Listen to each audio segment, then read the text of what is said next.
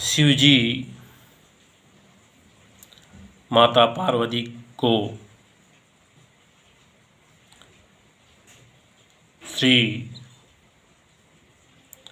रामचरित का प्रसंग कथा कह रहे थे।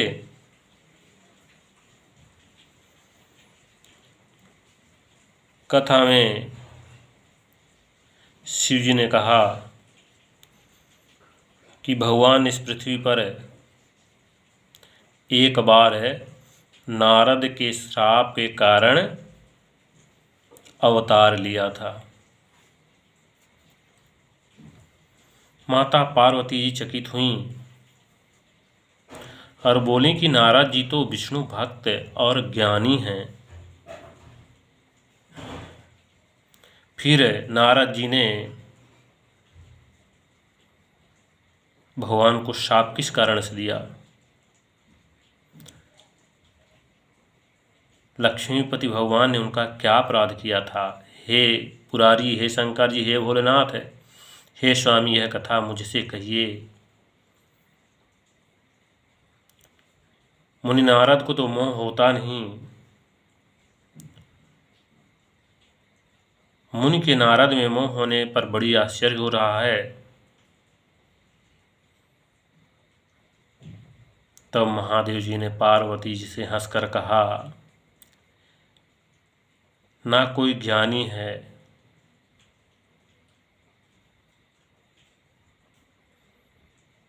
ना कोई मूर्ख है। श्री रघुनाथ जी जब जिसको जैसा करते हैं उसी क्षण वैसा ही होता है।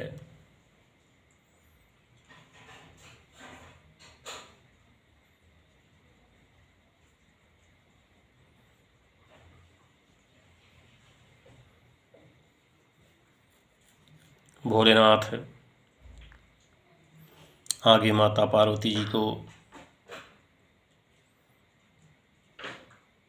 बताते हैं,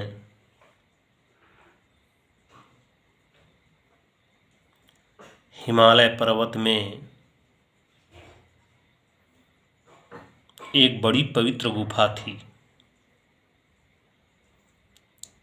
उस गुफा के नज़दीक ही एक सुंदर गंगा जी बहती थी। वह परम पवित्र सुंदर आश्रम देखने पर नारद जी के मन को बहुत ही सुहावना लगा। नारद जी वहाँ रुक करके और उस रमणीय पवित्र सुंदर आश्रम को देखने लगे। पर्वत, नदी और वन सुंदर विभागों को देखकर नारद जी का लक्ष्मीकांत भगवान के श्री चरणों में प्रेम हो गया। भगवान का स्मरण करते ही नारद मुनि के जो नारद मुनि को श्राप दक्ष प्रजापति ने दिया था,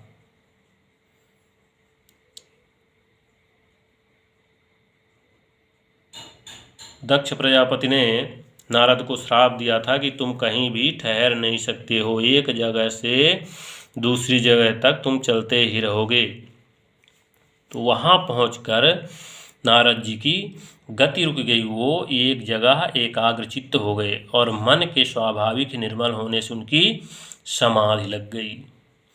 नारद मुनि की यह तपोमयी स्थिति देखकर देवराज इंद्र डर गया। उन्होंने कामदेव को बुलाया और उनका आदर सत्कार किया।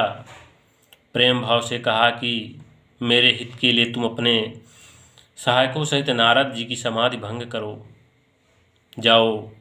यह सुनकर मीनध्वज कामदेव मन में प्रसन्न होकर चला।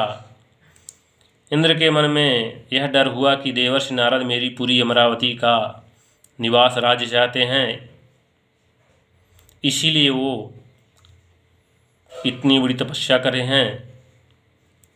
जगत में, इस सृष्टि जगत में जो कामी और लोभी होते हैं वे कुटिल कौवे की तरह सबसे डरते रहते हैं। जैसे मूर्ख कुत्ता सिंह को देखकर सूखी हड्डी लेकर भागे और वह मूर्ख यह समझे कि कहीं उस हड्डी को सिंह छीन न ले। वैसे ही इंद्र को नारद जी मेरा राज्य छीन लेंगे ऐसा सोचते हुए लाज नहीं आई और वह कामदेव को उनकी तपस्या भंग करने के लिए भेज देता है। वह अपना पूरा कामदेव आश्रम में जाकर अपनी माया से वहाँ बसंत ऋतु को प्रकट उत्पन्न करता है। तरह तरह के वृक्षों रंग बिरंगे फूल खिल जाते हैं, उन पर कोयलें कूकने लगती हैं और गुंजार भौरे गुंजार करने लगते हैं। सुंदर हवा बहने लगती, शीतल मंद सुगंध तीनों प्रकार की हवा चलने लगती है। कामाग्नि को भड़काने वाली 3 प्रकार की जो शीतल मंद और सुगंध हवा चलने लगी। रंभा आदि नवयुवती देवांगनाएं जो सब की सब काम कला में निपुण थीं, वे बहुत प्रकार की तानों की तरंग के साथ गाने लगी और हाथ में गेंद लेकर नाना प्रकार के खेल खेलने लगी। कामदेव अपने इन सहायकों को देखकर बहुत प्रसन्न हुआ और फिर उसने नाना प्रकार के मायाजाल किए, परंतु कामदेव की कोई भी कला मुनि पर असर न डाल सकी। तब तो पापी कामदेव अपने ही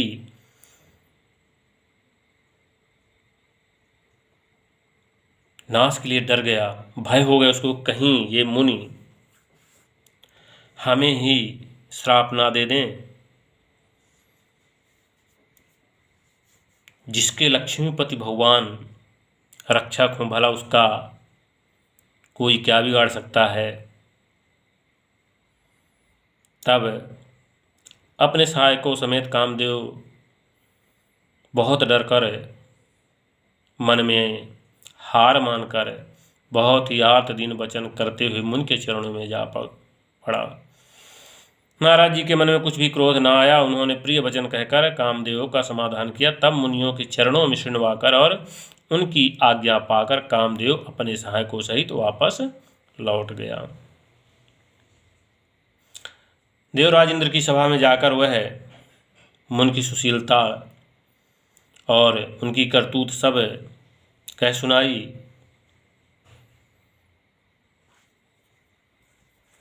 मुनि ने कहा कि मुझे इंद्र के सिंहासन का या अमरावती का राज्य नहीं चाहिए, मैं तो सिर्फ भगवान का भक्त हूँ।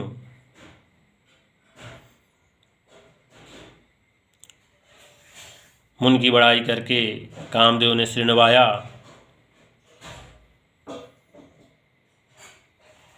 और वह अपने यथास्थान चला गया।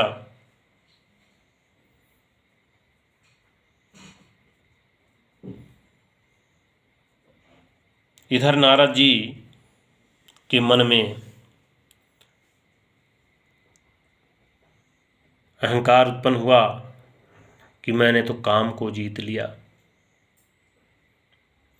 और वो ब्रह्मलोक को चल दिए। ब्रह्मलोक में जाके ब्रह्मा जी से बोले कि मैंने काम जीत लिया है, अब मुझे काम क्रोध लोभ मद सब से मैं परे हो गया हूँ। ब्रह्मा जी ने कहा कि हे नारद, तुमने मुझसे जो यह कहा ये भोलेनाथ से नहीं कहना। नारद जी ने मन में अनुमान किया और मन ही मन कहा कि अब मैं इनके बराबर का हो गया, इसलिए ये अब हमसे जलते हैं, इसलिए कह रहे हैं कि भोले बाबा से नहीं कहना। और वो नारद जी कैलाश को चल दिए। जाके भोलेनाथ से कहा कि भोलेनाथ है, मैंने काम क्रोध लोभ मोह अहंकार को जीत लिया है। भोलेनाथ ने अपना भक्त जानकर, विष्णु भगवान का भक्त जानकर, नारायण का भक्त जानकर नारद जी के हित की बात कही कि नारद, आपने जो बातें मुझसे कही वो जाके लक्ष्मीपति भगवान श्री रामचंद्र जी से, श्री विष्णु भगवान से नहीं कहना। नारद जी के ने सोचा कि भोलेनाथ भी हमारे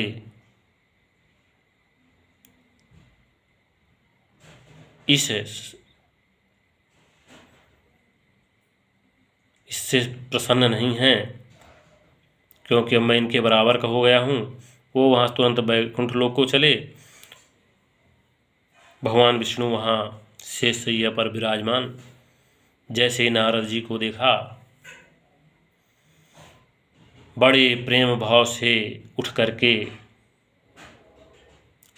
नारद जी के प्रणाम किया और नारद जी को सिंहासन पर उठाया और कहा कि हे मुनिवर, आपने बहुत दिनों बाद दया करी है, आप कहाँ से आ रहे हैं। नारद जी के मन में तो बस यही चल रहा था कि मैंने काम को जीत लिया, मैं आपके बराबर हो गया। तो उन्होंने जो बातें ब्रह्मा जी से, भोलेनाथ शिव जी से कही, वही बात जाके भगवान विष्णु से कह दी। भगवान विष्णु ने देखा कि हमारे भक्त के मन में अहंकार का बीज जागृत हो गया है। इस अहंकार के बीज को हमें नष्ट करना पड़ेगा।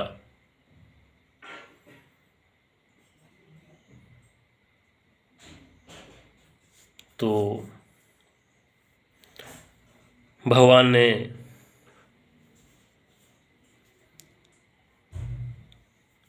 रास्ते में नारद जी को विदा किया और रास्ते में उन्होंने एक शीलनिधि नामक नगरी का निर्माण कर दिया। वहाँ शीलनिधि राजा, उनकी पुत्री और सब पूरा राज्य, सभी लोग एक नगर बसा दिया। नारद जी ने देखा कि बड़ी ही सुंदर नगरी, रमणीय नगरी है, इसमें चलकर देखें। वहाँ राजकुमारी फूल बगिया में फूल लेने गई हुई थी। नारद जी ने जब देखा, बहुत ही सुंदर माधुर्य, नारद जी के मन में हुआ कि मैं विवाह करके इसके पवित्र बंधन में बंध जाऊं। ये राजकुमारी मुझको कैसे मिलेगी, उसके पीछे कहाँ की है, कैसे है। मन में उनके